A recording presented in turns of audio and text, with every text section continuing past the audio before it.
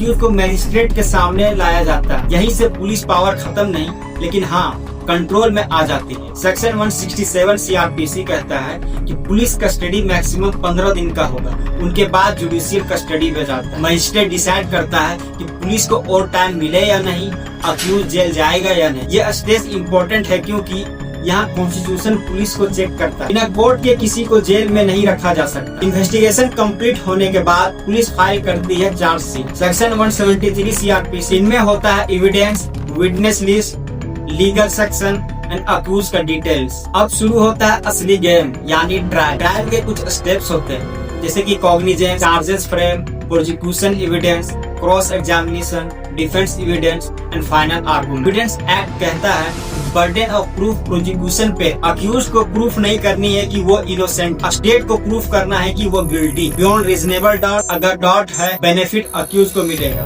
क्योंकि इंडिया का प्रिंसिपल है 100 गिल्टी बच जाए पर एक इनोसेंट पनिश ना। जज साहब एविडेंस और लॉ कंसीडर करता है, फिर डिसीजन देता है कन्विक्शन, इक्विटल या फिर डिस्चार्ज। अगर गिल्टी हुआ तो पनिशमेंट आईपीसी के अकॉर्डिंग मिलेगा। और सबसे इम्पोर्टेंट बात है जज को रीजन लिखना पड़ता है, क्योंकि इंडिया में जस्टिस एक्सप्लेन होता है, सिर्फ दिया नहीं जाता। लेकिन सिस्टम यही खत्म नहीं होता, अपील का राइट्स होता है। सेशन कोर्ट से हाई कोर्ट से सुप्रीम कोर्ट। कॉन्स्टिट्यूशन आर्टिकल 132 से लेकर 136 तक इंश्योर करता है जस्टिस को चैलेंज किया जा सकता है। इसीलिए इंडिया का सिस्टम लेयर्ड है। एक क्राइम से जजमेंट तक सिस्टम स्लो लग सकता है, लेकिन हर स्टेप का एक पर्पस है।